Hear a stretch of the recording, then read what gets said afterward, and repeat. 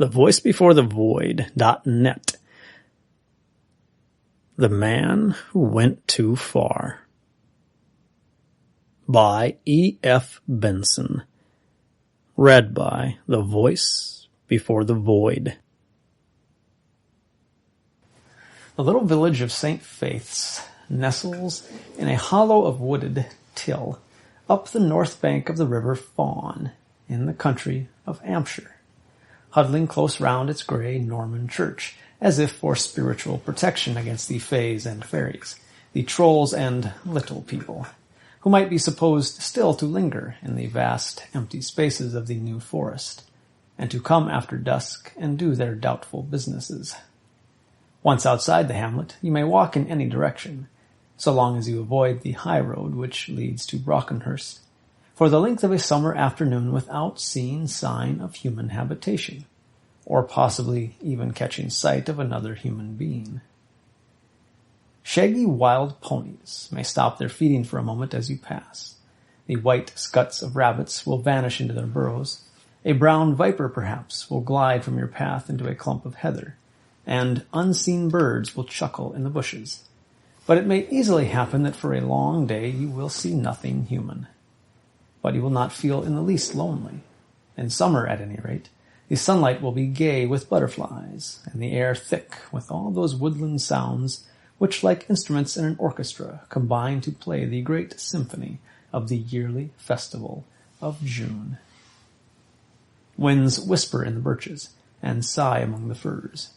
Bees are busy with their redolent labor among the heather. A myriad birds chirp in the green temples of the forest trees, and the voice of the river, prattling over stony places, bubbling into pools, chuckling and gulping round corners, gives you the sense that many presences and companions are near at hand. Yet, oddly enough, though one would have thought that these benign and cheerful influences of wholesome air and spaciousness of forest were very healthful comrades for a man, insofar as nature can really influence this wonderful human genus which has in these centuries learned to defy her most violent storms in its well-established houses, to bridle her torrents and make them light its streets, to tunnel her mountains and plough her seas, the inhabitants of St. Faith's will not willingly venture into the forest after dark. For in spite of the silence and loneliness of the hooded night, it seems that a man is not sure in what company he may suddenly find himself. And though it is difficult to get from these villagers any very clear story of occult appearances, the feeling is widespread. One story, indeed, I have heard with some definiteness, the tale of a monstrous goat that has been seen to skip with hellish glee about the woods and shady places, and this perhaps is connected with the story which I have here attempted to piece together. It too is well known to them, for all remember the young artist who died here not long ago, a young man, or so he struck the beholder, of great personal beauty, with something about him that made men's faces to smile and brighten when they looked on him. His ghost, they will tell you, walks constantly by the stream and through the woods, which he loved so, and in especial it haunts a certain house, the last of the village, where he lived, and its garden in which he was done to death. For my part, I am inclined to think that the terror of the forest dates chiefly from that day. So, such as the story is, I have set it forth in connected form. It is based partly on the accounts of the villagers, but mainly on that of Darcy, a friend of mine, and a friend of the man with whom these events were chiefly concerned. The day had been one of untarnished midsummer splendor, and as the sun drew near to its setting, the glory of the evening grew every moment more crystalline, more miraculous. Westward from St. Faith's, the beechwood, which stretched for some miles toward the heathery upland beyond, already cast its veil of clear shadow over the red roofs of the village, but the spire of the grey church, overtopping all, still pointed a flaming orange finger into the sky. The river Fawn, which runs below, lay in sheets of sky-reflected blue, and wound its dreamy, devious course round the edge of this wood, where a rough two-planked bridge crossed from the bottom of the garden to the last house in the village, and communicated by means of a little wicker gate with the wood itself. Then, once out of the shadow of the wood, the stream lay in flaming pools of the molten crimson of the sunset, and lost itself in the haze of woodland distances. This house at the end of the village stood outside the shadow, and the lawn which sloped down to the river was still flecked with sunlight. Garden beds of dazzling color lined its gravel walks, and down the middle of it ran a brick pergola, half hidden in clusters of rambler rose and purple with starry clematis. At the bottom end of it, between two of its pillars, was slung a hammock containing a shirt-sleeved figure. The house itself lay somewhat remote from the rest of the village, and a footpath leading across two fields, now tall and fragrant with hay, was its only communication with the high road. It was low built, only 2 stories in height, and, like the garden, its walls were a mass of flowering roses. A narrow stone terrace ran along the garden front, over which was stretched an awning, and on the terrace a young, silent-footed manservant was busied with the laying of the table for dinner. He was neat-handed and quick with his job, and having finished it, he went back into the house, and reappeared again with a large, rough bath-towel on his arm. With this he went to the hammock in the pergola. "Nearly 8, sir," he said. "Has Mr. Darcy come yet?" asked a voice from the hammock. "No, sir." "If I'm not back when he comes, tell him that I'm just having a bathe before dinner." The servant went back to the house, and after a moment or two, Frank Halton struggled to a sitting posture, and slipped out onto the grass. He was of medium height, and rather slender in build, but the supple ease and grace of his movements gave the impression of great physical strength. Even his descent from the hammock was not an awkward performance. His face and hands were a very dark complexion, either from constant exposure to wind and sun, or, as his black hair and dark eyes tended to show, from some strain of southern blood. His head was small, his face of an exquisite beauty of modeling, while the smoothness of its contour would have led you to believe that he was a beardless lad, still in his teens. But something, some look which living and experience alone can give, seemed to contradict that, and finding yourself completely puzzled as to his age, you would next moment probably cease to think about that, and only look at this glorious specimen of young manhood with wondering satisfaction. He was dressed as became the season and the heat, and wore only a shirt open at the neck, and a pair of flannel trousers. His head, covered very thickly with a somewhat rebellious crop of short curly hair, was bare as he strolled across the lawn to the bathing place that lay below. Then for a moment there was silence, then the sound of splashed and divided waters, and presently after a great shout of ecstatic joy as he swam upstream with the foamed water standing in a frill round his neck. Then, after some 5 minutes of limb-stretching struggle with the flood, he turned over on his back, and with arms thrown wide, floated downstream, ripple-cradled and inert.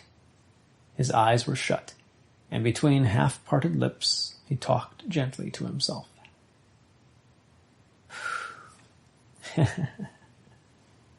It's pretty good writing. Yeah, he's good. "I am one with it," he said to himself. "The river and I and the river. The coolness and splash of it is I, and the water herbs that wave in it are I also. And my strength and my limbs are not mine, but the river's. It is all one, dear fawn." A quarter of an hour later, he appeared again at the bottom of the lawn, dressed as before, his wet hair already drying into its crisp, short curls again. There he paused a moment, looking back at the stream with the smile with which men look on the face of a friend, then turned towards the house. Simultaneously his servant came to the door leading onto the terrace, followed by a man who appeared to be some halfway through the 4th decade of his years. Frank and he saw each other across the bushes and garden beds, and each quickening his step, they met suddenly face to face round an angle of the garden walk, in the fragrance of syringa.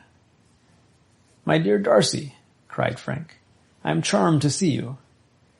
But the other stared at him in amazement. "Frank!" he exclaimed.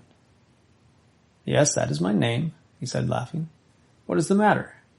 Darcy took his hand. "What have you done to yourself?" he asked. "You are a boy again." "Ah, I have a lot to tell you," said Frank. "Lots that you will hardly believe, but I shall convince you." He broke off suddenly and held up his hand. "Hush, there is my nightingale," he said. The smile of recognition and welcome with which he had greeted his friend faded from his face, and a look of rapt wonder took its place, as of a lover listening to the voice of his beloved. His mouth parted slightly, showing the white line of teeth, and his eyes looked out and out till they seemed to Darcy to be focused on things beyond the vision of man. Then something perhaps startled the bird, for the song ceased. "Yes, lots to tell you," he said. "Really, I am delighted to see you, but you look rather white and pulled down. No wonder after that fever. And there is to be no nonsense about this visit. It is June now. You stop here till you are fit to begin work again. 2 months, at least." "Ah, I can't trespass quite to that extent." Frank took his arm and walked him down the grass. "Trespass? Who talks of trespass? I shall tell you quite openly when I am tired of you. But you know when we had the studio together, we used not to bore each other. However, it is ill talking of going away on the moment of your arrival. Just a stroll to the river, and then it will be dinner time." Darcy took out his cigarette case and offered it to the other. Frank laughed. "No, not for me. Dear me, I suppose I used to smoke once. How very odd." "Given it up?" "I don't know. I suppose I must have. Anyhow, I don't do it now. I would as soon think of eating meat." "Another victim on the smoking altar of vegetarianism?" "Victim?" asked Frank.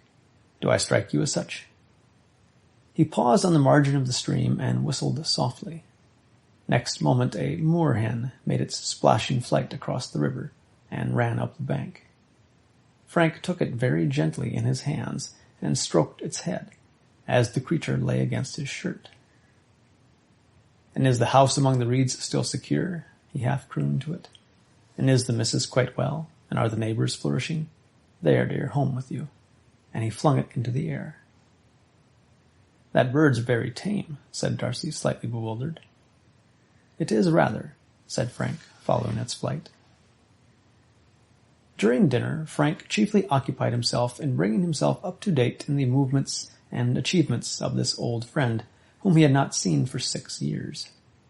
Those 6 years, it now appeared, had been full of incident and success for Darcy.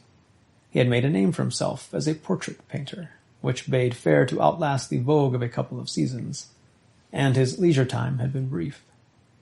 Then, some 4 months previously, he had been through a severe attack of typhoid, the result of which, as concerns this story, was that he had come down to this sequestered place to recruit.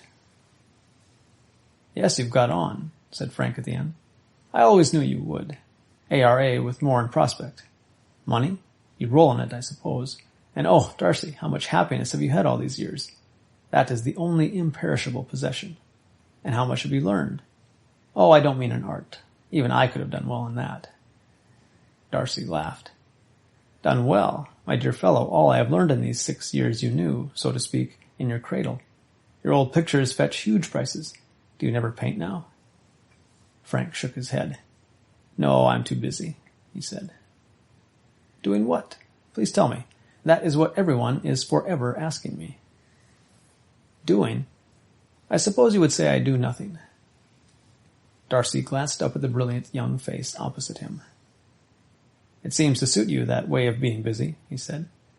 "Now it's your turn. Do you read? Do you study? I remember you saying that it would do us all us artists, I mean, a great deal of good if we would study any one human face carefully for a year, without recording a line."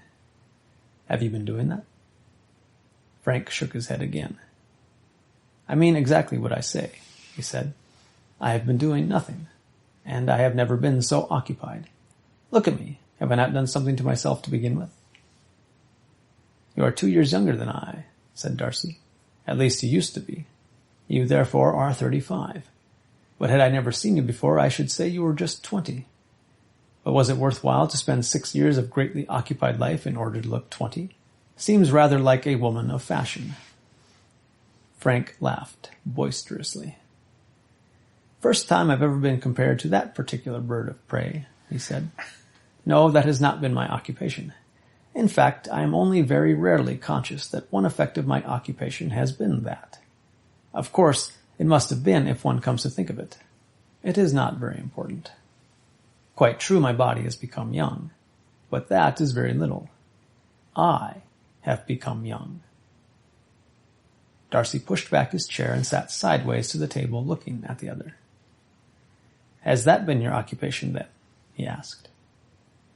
Yes, that anyhow is one aspect of it. Think what youth means. It is the capacity for growth. Mind, body, spirit, all grow, all get stronger, all have a fuller, firmer life every day. That is something, considering that every day that passes after the ordinary man reaches the full-blown flower of his strength weakens his hold on life.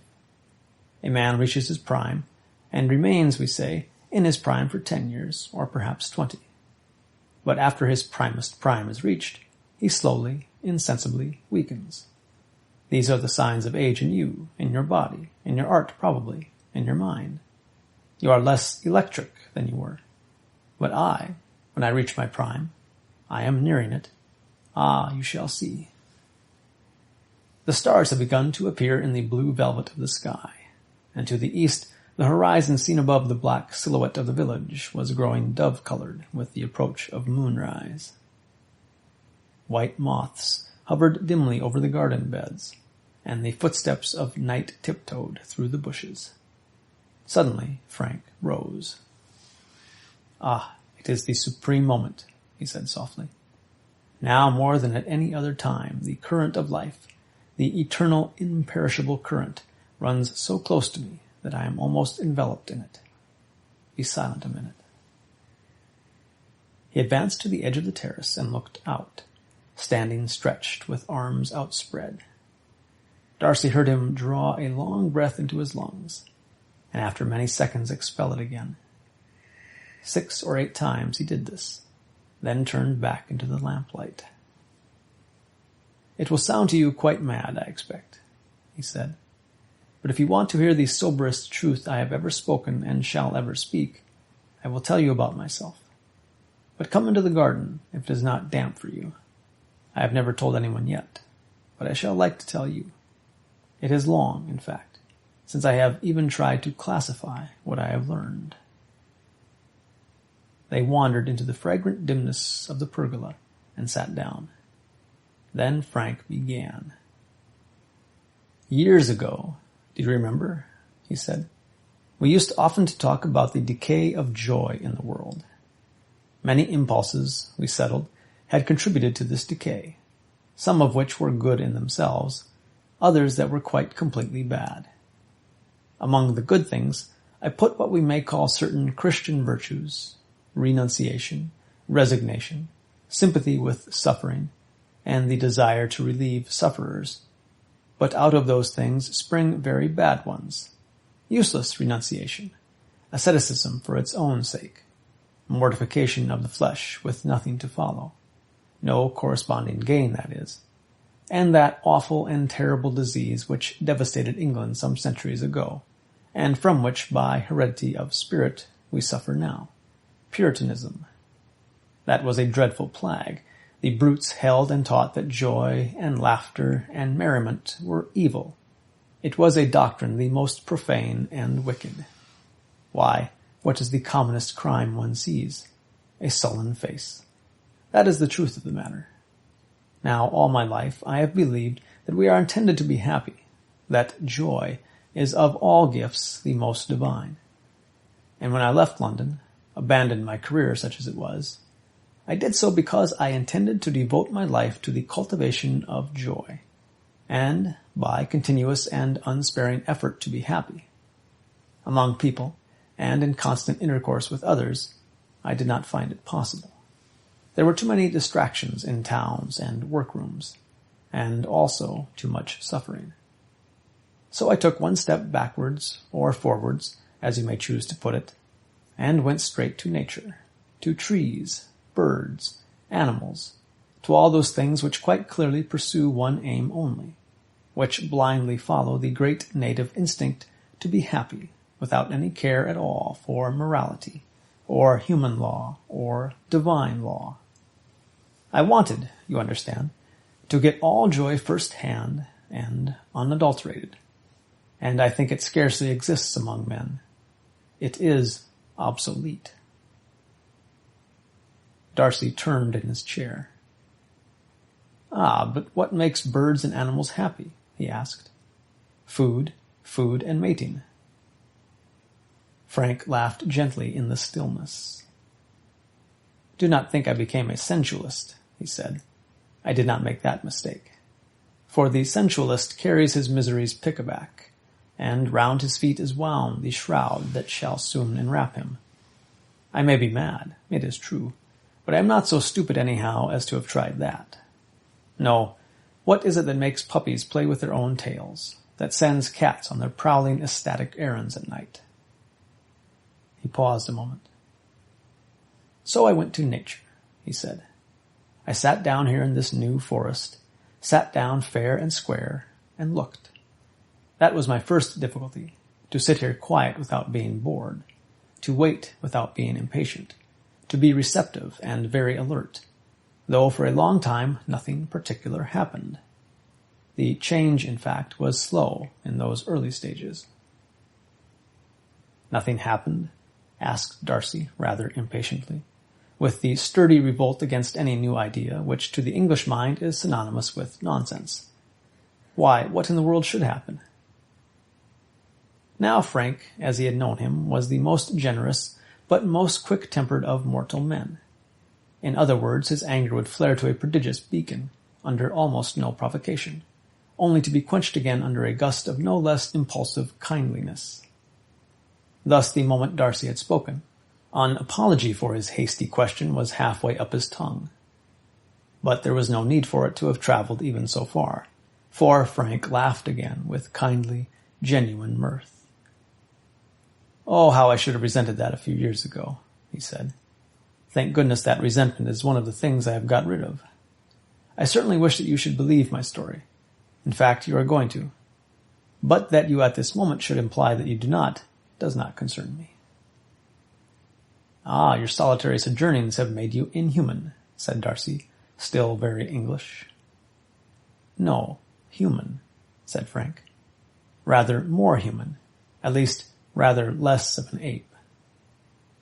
Well, that was my first quest, he continued after a moment, the deliberate and unswerving pursuit of joy, and my method, the eager contemplation of nature.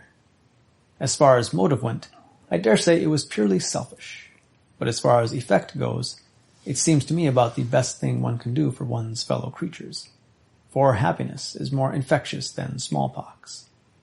So, as I said, I sat down and waited. I looked at happy things, zealously avoided the sight of anything unhappy, and by degrees a little trickle of the happiness of this blissful world began to filter into me. The trickle grew more abundant, and now, my dear fellow, if I could for a moment divert from me into you 1/2 of the torrent of joy that pours through me day and night, you would throw the world, art, everything aside, and just live, exist. When a man's body dies, it passes into trees and flowers. Well, that is what I have been trying to do with my soul before death. The servant had brought into the pergola a table with siphons and spirits, and had set a lamp upon it. As Frank spoke, he leaned forward towards the other, and Darcy, for all his matter-of-fact common sense, could have sworn that his companion's face shone, was luminous in itself. His dark brown eyes glowed from within, The unconscious smile of a child irradiated and transformed his face. Darcy felt suddenly excited, exhilarated. "Go on," he said. "Go on. I can feel you are somehow telling me sober truth. I dare say you are mad, but I don't see that matters."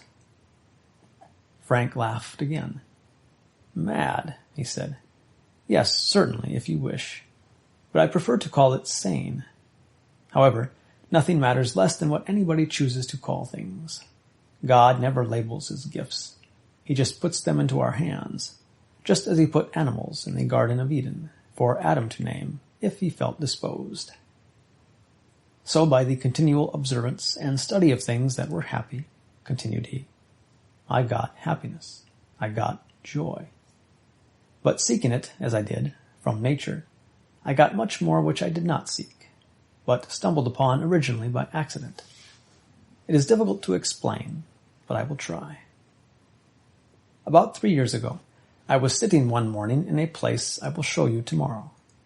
It is down by the river brink, very green, dappled with shade and sun, and the river passes there through some little clumps of reeds. Well, as I sat there, doing nothing, but just looking and listening, I heard the sound, quite distinctly, of some flute-like instrument playing a strange, unending melody. I thought at first it was some musical yokel on the highway, and did not pay much attention. But before long the strangeness and indescribable beauty of the tune struck me. It never repeated itself, but it never came to an end. Phrase after phrase ran its sweet course. It worked gradually and inevitably up to a climax, and having attained it, it went on. Another climax was reached, and another, and another. Then with a sudden gasp of wonder, I localized where it came from. It came from the reeds, and from the sky, and from the trees. It was everywhere. It was the sound of life. It was, my dear Darcy, as the Greeks would have said, it was Pan playing on his pipes, the voice of nature. It was the life melody, the world melody. Darcy was far too interested to interrupt, though there was a question he would have liked to ask. And Frank went on. Well, for the moment I was terrified with the impotent horror of nightmare, and I stopped my ears and just ran from the place and got back to the house panting, trembling, literally in a panic. Unknowingly, for at that time I only pursued joy, I had begun, since I drew my joy from nature, to get in touch with nature. Nature, force, God, call it what you will, had drawn across my face a little gossamer web of essential life. I saw that when I emerged from my terror, and I went very humbly back to where I had heard the panpipes. But it was nearly 6 months before I heard them again. Why was that? Asked Darcy. Surely because I had revolted, rebelled, and, worst of all, been frightened. For I believe that just as there is nothing in the world which so injures one's body as fear, so there is nothing that so much shuts up the soul. I was afraid, you see, of the one thing in the world which has real existence. No wonder its manifestation was withdrawn. And after 6 months? After 6 months, one blessed morning, I heard the piping again. I wasn't afraid that time. And since then it has grown louder. It has become more constant. I now hear it often, and can put myself into such an attitude towards nature that the pipes will almost certainly sound. And never yet have they played the same tune. It is always something new, something fuller, richer, more complete than before. What do you mean by such an attitude towards nature? Asked Darcy. I can't explain that, but by translating it into a bodily attitude, it is this. Frank sat up for a moment quite straight in his chair, then slowly sunk back with arms outspread and head drooped. That, he said, an effortless attitude, but open, resting, receptive. It is just that which you must do with your soul. Then he sat up again. "One word more," he said, "and I will bore you no further. Nor, unless you ask me questions, shall I talk about it again. You will find me, in fact, quite sane in my mode of life. Birds and beasts you will see behaving somewhat intimately to me, like that moorhen, but that is all. I will walk with you, ride with you, play golf with you, and talk with you on any subject you like. But I wanted you on the threshold to know what has happened to me. And one thing more will happen." He paused again, and a slight look of fear crossed his eyes. "There will be a final revelation," he said, "a complete and blinding stroke, which will throw open to me, once and for all, the full knowledge, the full realization and comprehension that I am one, just as you are, with life. In reality, there is no me, no you, no it. Everything is part of the one and only thing, which is life. I know that that is so, but the realization of it is not yet mine. But it will be, and on that day, so I take it, I shall see Pan. It may mean death, the death of my body, that is, but I don't care. It may mean immortal, eternal life, lived here and now and forever. Then, having gained that, my dear Darcy, I shall preach such a gospel of joy, showing myself as the living proof of the truth, that Puritanism, the dismal religion of sour faces, shall vanish like a breath of smoke, and be dispersed and disappear in the sunlit air. But first, the full knowledge must be mine."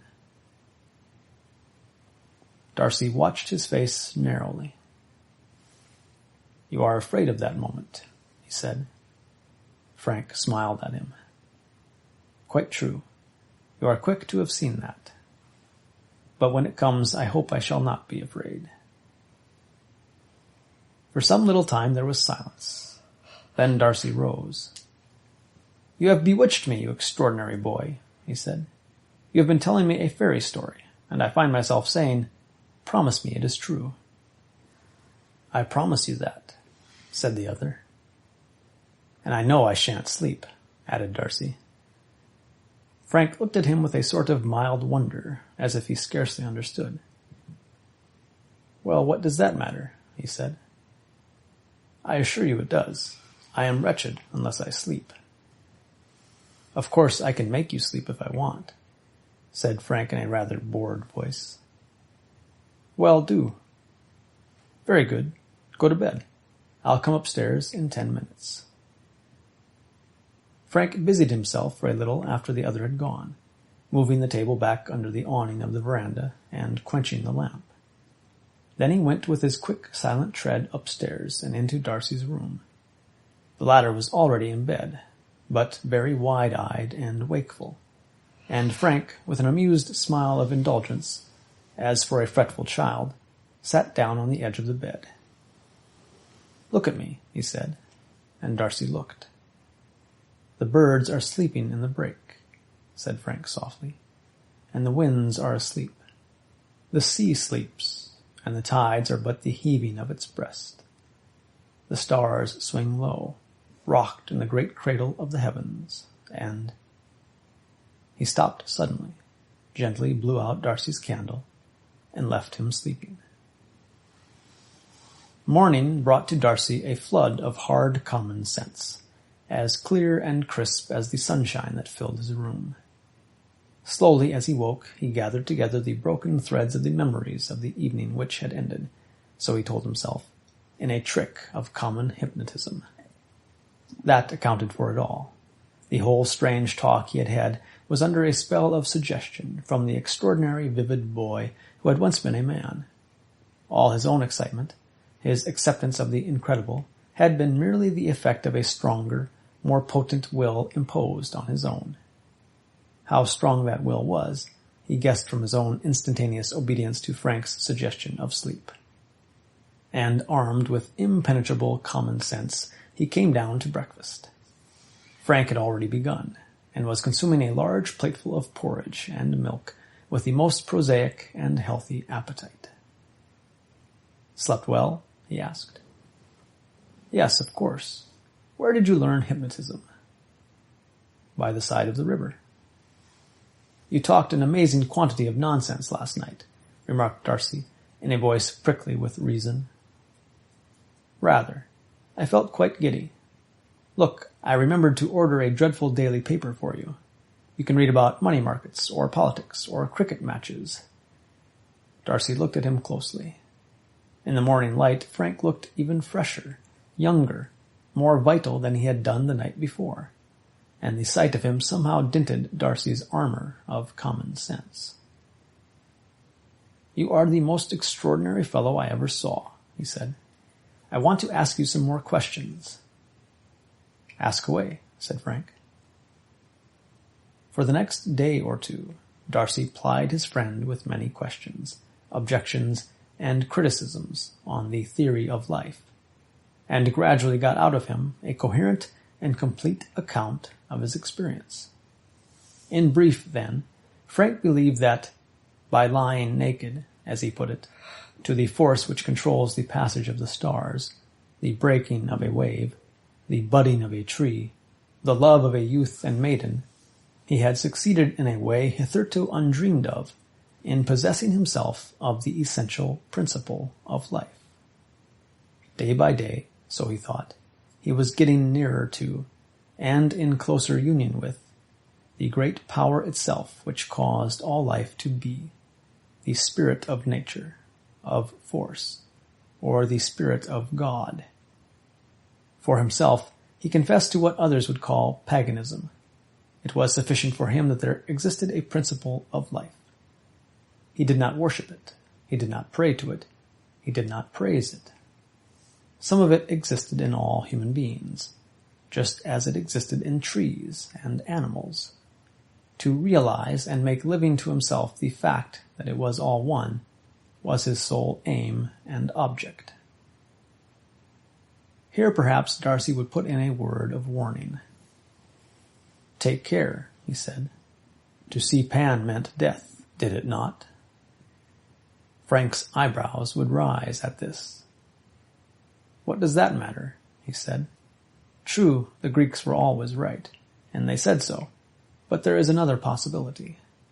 For the nearer I get to it, the more living, the more vital and young I become."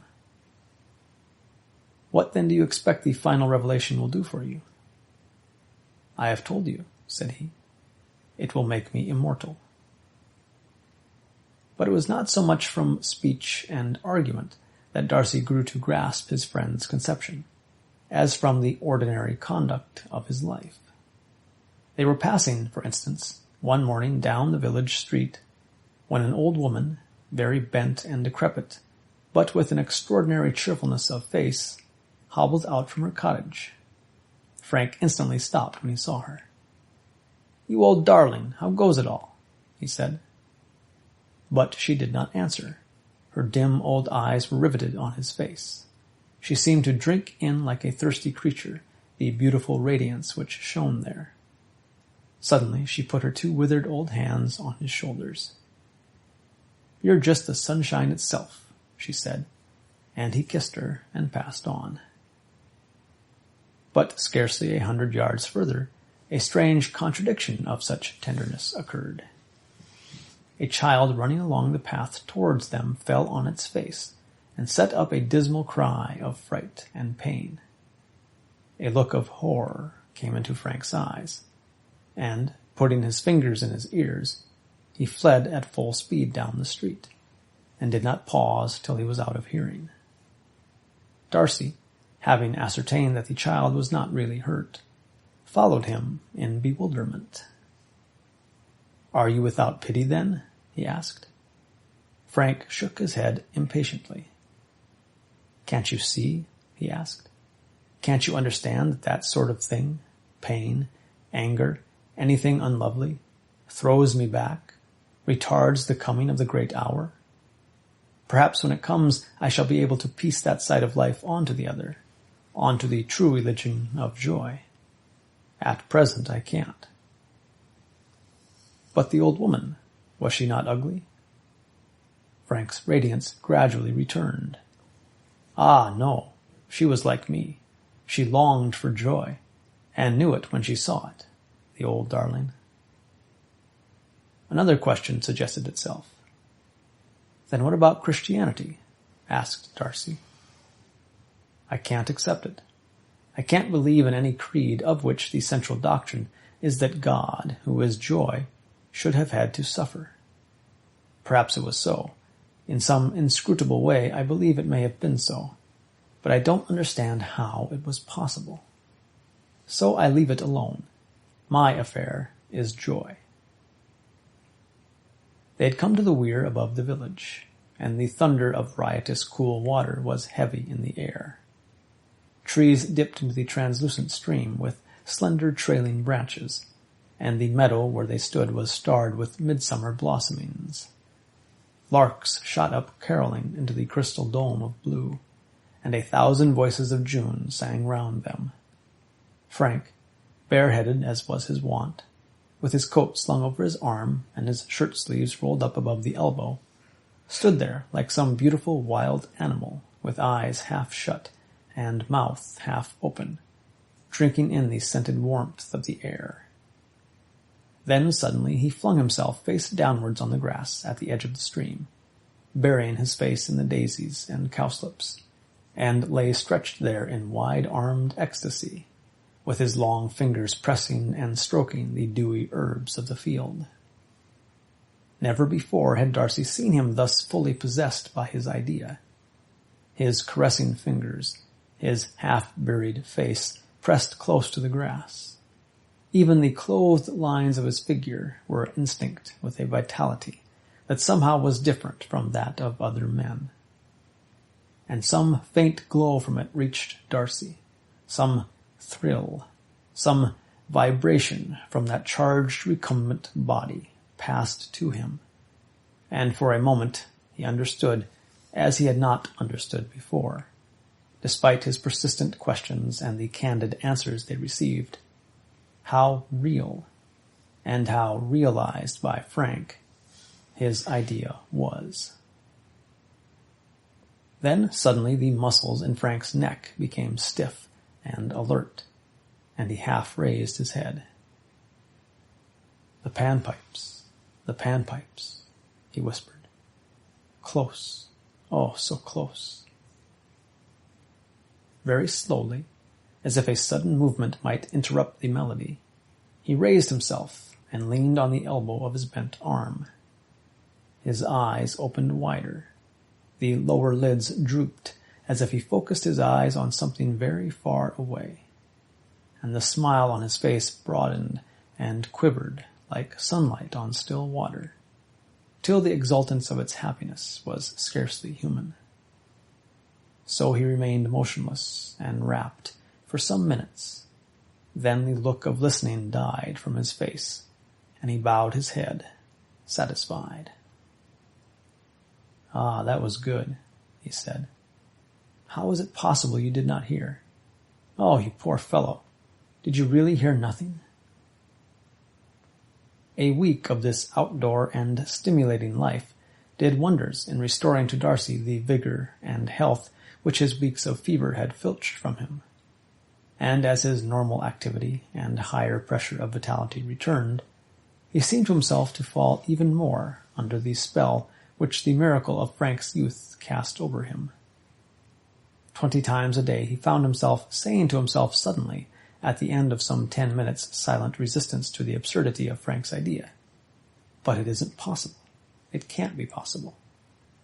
And from the fact of his having to assure himself so frequently of this, he knew that he was struggling and arguing with a conclusion which already had taken root in his mind. For in any case, a visible, living miracle confronted him, since it was equally impossible that this youth, this boy, trembling on the verge of manhood, was 35. yet such was the fact. July was ushered in by a couple of days of blustering and fretful rain, and Darcy, unwilling to risk a chill, kept to the house. But to Frank this weeping change of weather seemed to have no bearing on the behavior of man, and he spent his days exactly as he did under the suns of June, lying in his hammock, stretched on the dripping grass, or making huge rambling excursions into the forest, the birds hopping from tree to tree after him, to return in the evening, drenched and soaked, but with the same unquenchable flame of joy burning within him. "Catch cold?" he would ask. "I've forgotten how to do it. I suppose it makes one's body more sensible, always to sleep out of doors. People who live indoors always remind me of something peeled and skinless." "Do you mean to say you slept out of doors last night in that deluge?" asked Darcy. "And where, may I ask?" Frank thought a moment. "I slept in the hammock till nearly dawn," he said, "for I remember the light blinked in the east when I awoke. Then I went— where did I go? Oh, yes, to the meadow where the panpipes sounded so close a week ago. You were with me, do you remember? But I always have a rug if it is wet." And he went whistling upstairs. Somehow that little touch, his obvious effort to recall where he had slept, brought strangely home to Darcy the wonderful romance of which he was the still half-incredulous beholder. Sleep till close on dawn in a hammock, then the tramp, or probably scamper, underneath the windy and weeping heavens to the remote and lonely meadow by the weir.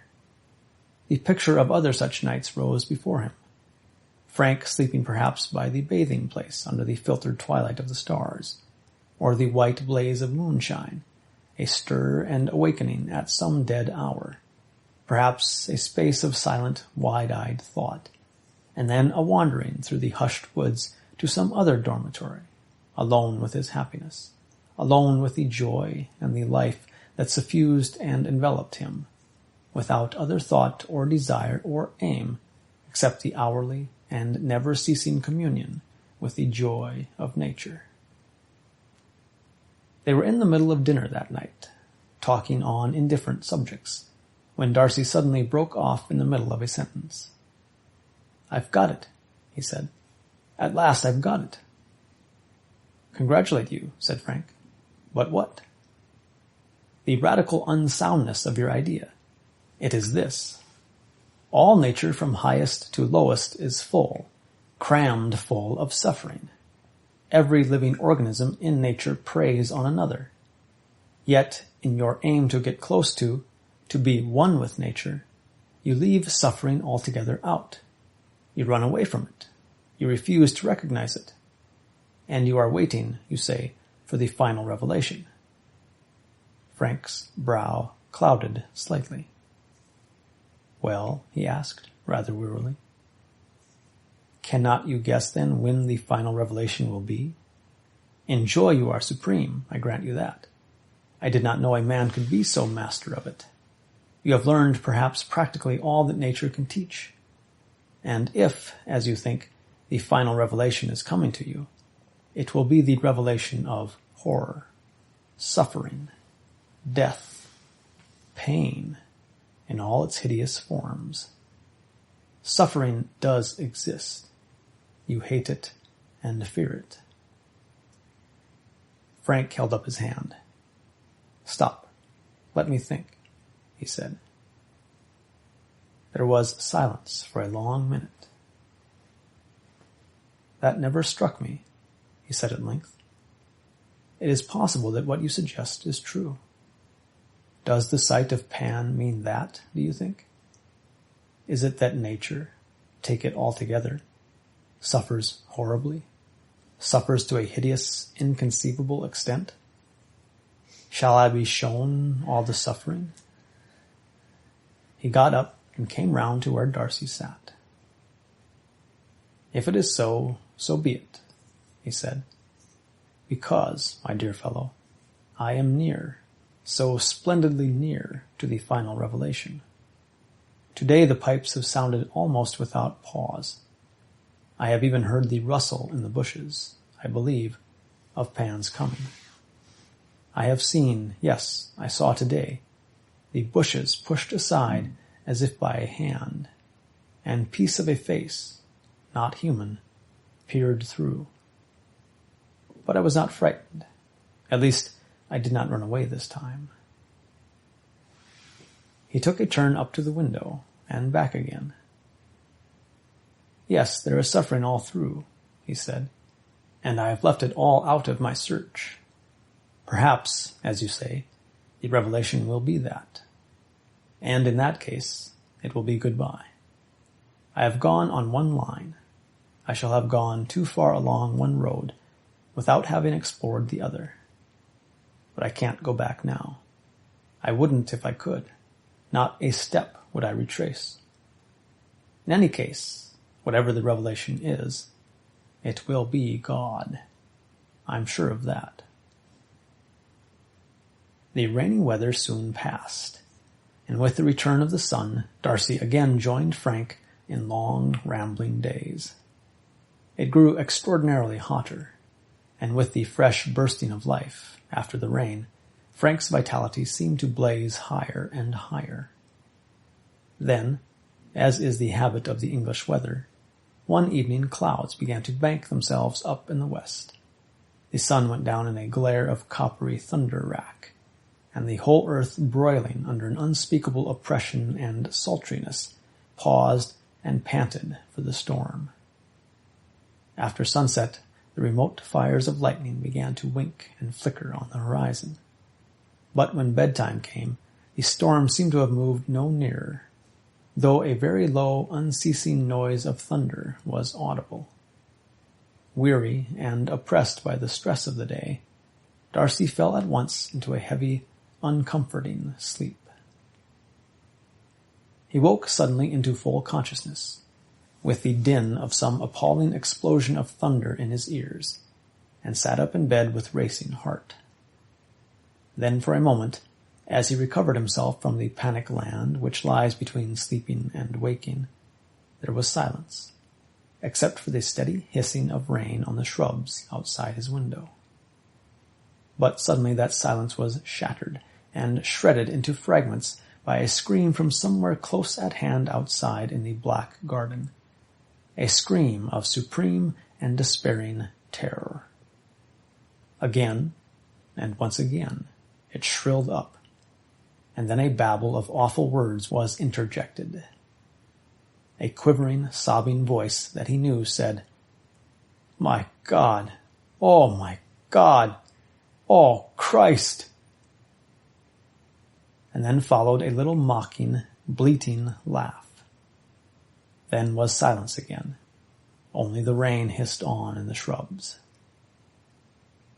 All this was but the affair of a moment, and without pause either to put on clothes or light a candle, Darcy was already fumbling at his door-handle. Even as he opened it, he met a terror-stricken face outside, that of the manservant who carried a light. "Did you hear?" he asked. The man's face was bleached to a dull, shining whiteness. "Yes, sir," he said.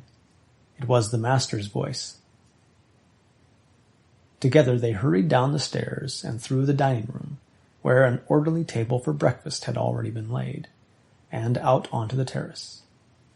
The rain for the moment had been utterly stayed, as if the tap of the heavens had been turned off, and under the lowering black sky, not quite dark, since the moon rode somewhere serene behind the conglomerated thunder clouds, Darcy stumbled into the garden, followed by the servant with the candle. The monstrous leaping shadow of himself was cast before him on the lawn. Lost and wandering odors of rose and lily and damp earth were thick about him, but more pungent was some sharp and acrid smell that suddenly reminded him of a certain chalet in which he had once taken refuge in the Alps. In the blackness of the hazy light from the sky, and the vague tossing of the candle behind him, he saw that the hammock in which Frank so often lay was tenanted. A gleam of white shirt was there, as if a man were sitting up in it. But across that there was an obscure dark shadow, and as he approached, the acrid odor grew more intense. He was now only some few yards away, when suddenly the black shadow seemed to jump into the air, then came down with tappings of hard hoofs on the brick path that ran down the pergola, and with frolicsome skippings galloped off into the bushes. When that was gone, Darcy could see quite clearly that a shirted figure sat up in the hammock. For one moment, from sheer terror of the unseen, he hung on his step, and the servant joining him, they walked together to the hammock. It was Frank. He was in shirt and trousers only, and he sat up with braced arms. For 1/2 second he stared at them, his face a mask of horrible contorted terror.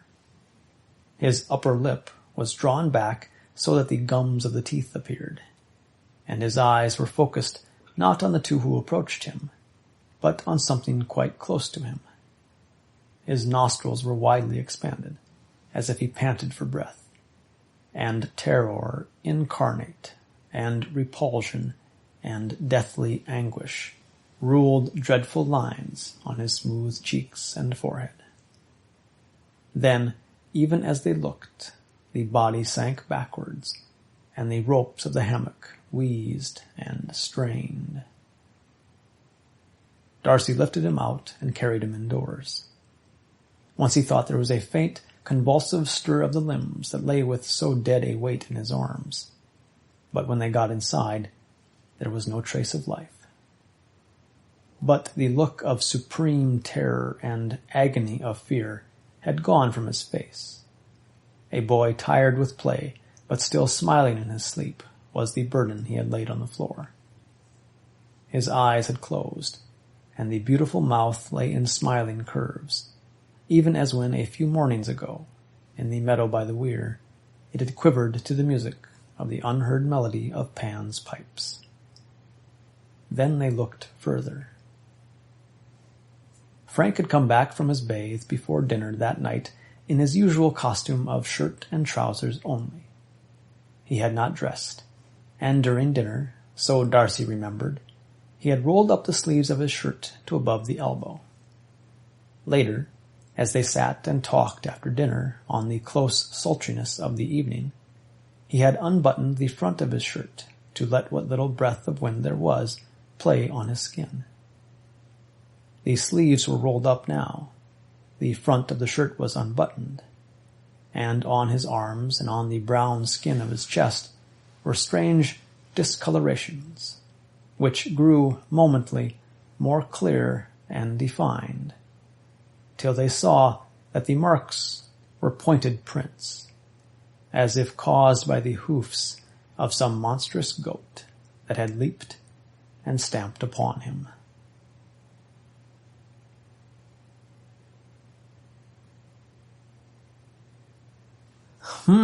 That is really good. Pretty weird. Yeah. Those British in their satires. What's the name of it? The Man Who Went Too Far.